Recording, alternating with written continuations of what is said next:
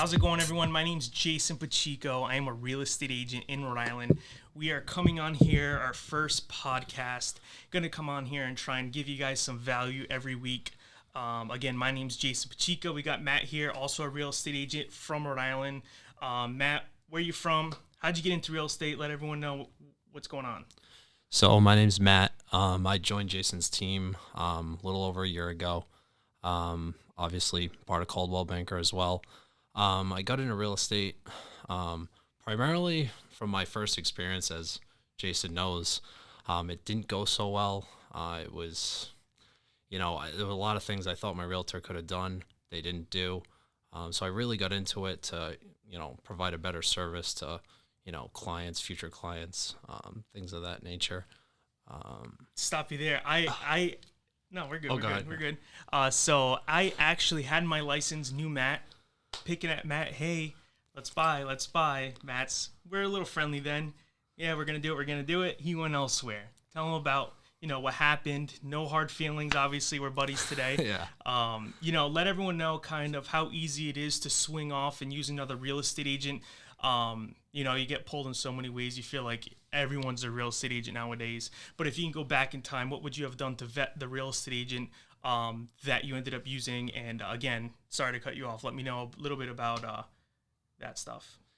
Yeah. So me and Jay actually, we met while we were working at Corporate America. I'll say corporate America. So yeah, we were working there. He actually ended up leaving, and he was doing real estate for a few years. And I was in a management role, and I was just doing my regular day job. Was not happy with it at the time. Side note there, but and so yeah, someone I was working with. So there were two different departments. There was a sales department, and then a different section I was working in, and so it was a shared building. So he used to come through, and this guy that was working in the other department used to come through our side, and he used to. I mean, again, I was already really gonna go with Jay. I had already really decided. And he got news. We got into talking that I was gonna buy a house, and he was a real estate agent. He ended up swinging me his way after probably, he was coming to see me every day, just, trying to get me. And finally I just said, you know what, I'm just going to go with it. So I ended up going with him. And did you look at reviews? Did you look them up? I didn't do any of that. It's a little uncomfortable as we're sitting here because, I ended up joining Jay's team. I ended up switching jobs later and joining Jay's team in real estate. But yeah, I didn't do any vetting. I didn't do any, background referrals, none of that stuff I wish I had done.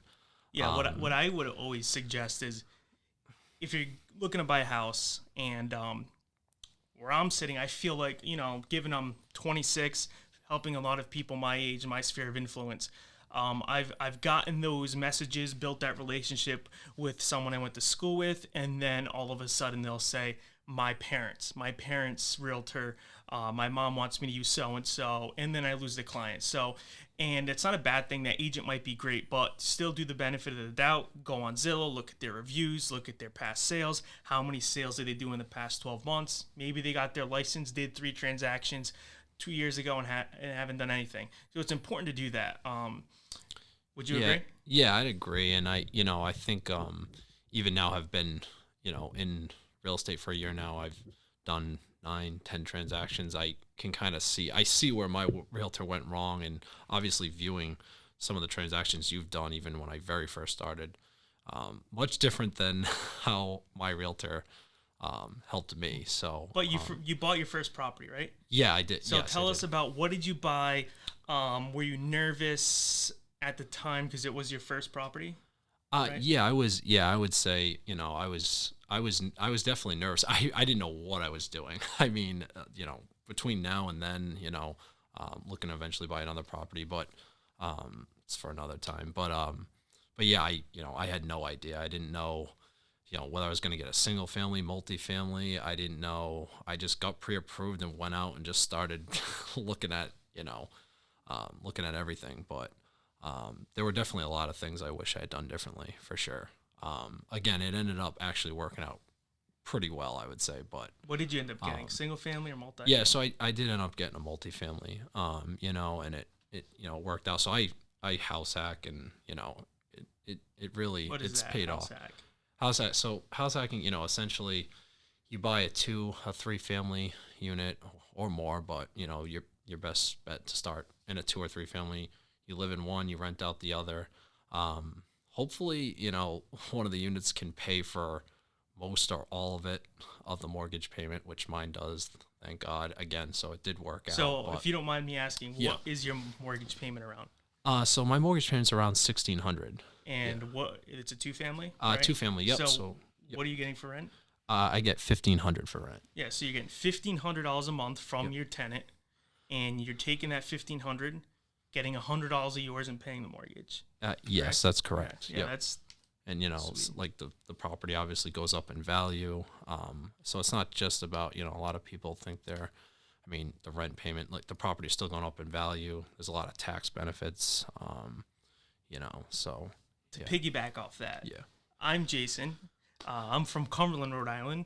I got into real estate in 2018, and kind of my thoughts on. I went to CCRI, and my first run-in with real estate would be got engaged. Now it's time to buy a house. A lot of people were saying try renting first. It was tight. I was 24, maybe 24, I think, at that time. So income was tight. The amount of money we had, me and my wife now, was limited. So it would be risky of us, I guess, to go and get a real estate property. But we did. And what happened with that is if we did rent, we would have we would have rented something, maybe $1,500 per month. Maybe would have sat in it for 3 years. And when it's time that we wanted to move on, get married, have kids, we would need to upgrade, and we would just move and go buy something. We wouldn't get anything from that rental. No money that we, over the course of 3 years, putting all that money down, it's a lot of money. You don't get it back. Yeah. So what ended up happening, we got a house in North Providence, and it needed work.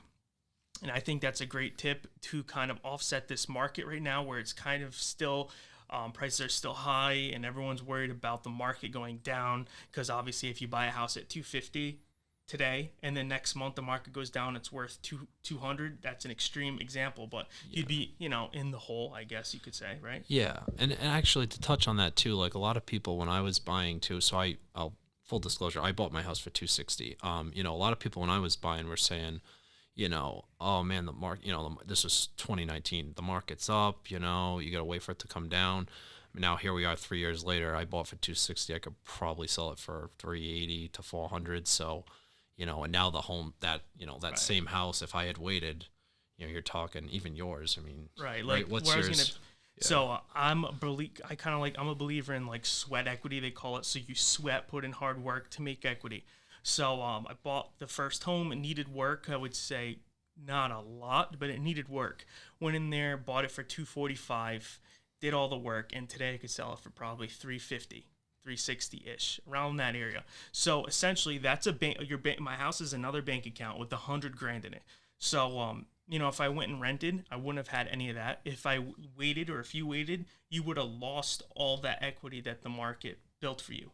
So Yeah. not only would you have lost your monthly payments of rent, because you never get rent back, you also would have lost all the equity you built. Yeah. Right. So I, again, just saying that first time I bumped into real estate was buying my first property, gained equity in it, kind of essentially flipped it, but I didn't sell it right away. I'm still holding on to it because I'm living in it. And now when I want to go and sell and buy something bigger, I can take that $100,000 in equity, use it toward my next home, and continue moving forward. Anything you want to add to that? Yeah, no, that was pretty good. Yeah, I think too, just to note, like he was getting you were engaged and all that, and planning on having he has two kids now. Want me to Yes. say that? Okay. And so a multifamily, it really isn't for everybody. I will say it worked out. It's great. I really do like it. The plans are to hold it and move on from it, rent it out. But yeah, it's not for everyone.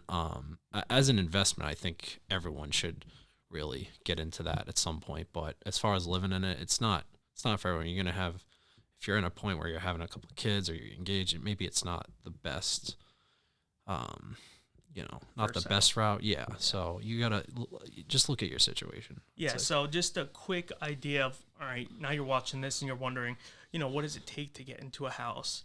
If you make $50,000 a year, your credit score is 630 plus, and you have about 12 to 15 grand in the bank, you're good to buy.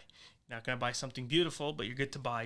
You're ready to get into real estate and start reaping the benefits. Because what Matt actually said on the car right here is, real estate is kind of what'd you say, the building stone of wealth? Yeah, I would say it's the cornerstone of wealth building in America. I mean, anywhere really, but in America, I mean, because think of this. My parents bought their first house.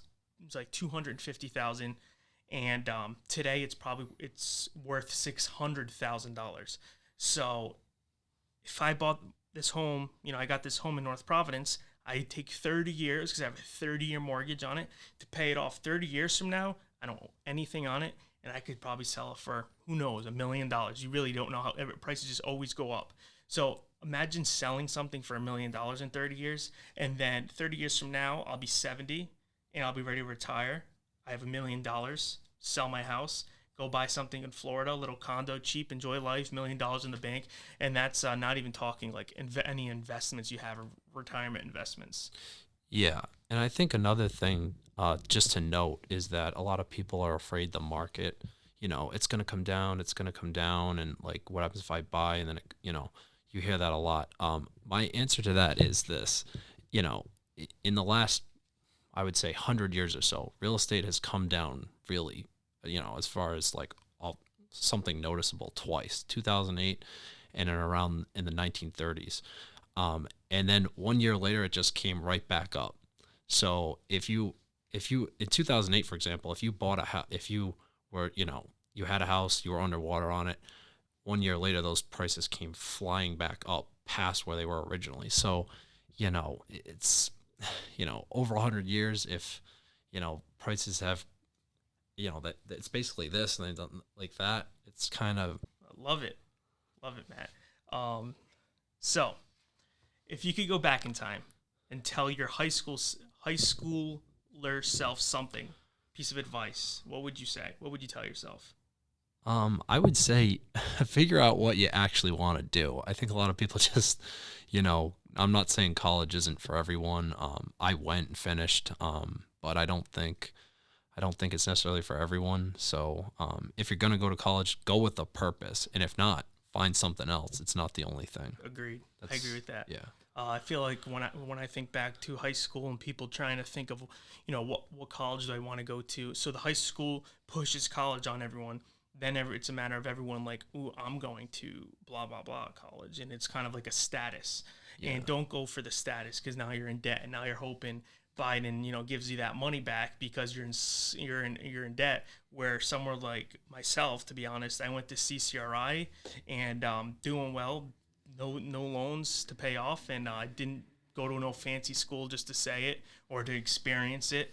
And I mean, if I could tell myself something when I was in high school, it'd be build a bunch of relationships. Start building those relationships with people, because if you get into real estate, a lot of people, bang, you can start doing well for yourself. Or I feel like relationships is almost more important than education, kind of who you know. You could not be very bright, didn't go to the best school, but if you know someone high up in a big company and they can get you in, and then you can just keep getting promoted. That's it. You didn't have to go to college. You just had that relationship. So I would try and build relationships, not be so closed off into myself. Yeah, that's definitely the truth. I think a lot of kids find that out after they graduate too, when they have, some of them actually went to school for something, worthwhile, and they still can't get a job. So, it's definitely, I agree with that. So we're looking to do this once a week. If you're liking the podcast, send us a message. If you have questions for next week, send us a message. We'll hit on the topic. If you want to be on the podcast, also send us a message. Maybe you can hop in the chair and we can talk to you, ask you some questions. But thanks you all for watching. Again, got Matt here and Jason, realtors in Rhode Island. If you ever have any real estate questions, in the link we'll have each of our Instagram accounts. You can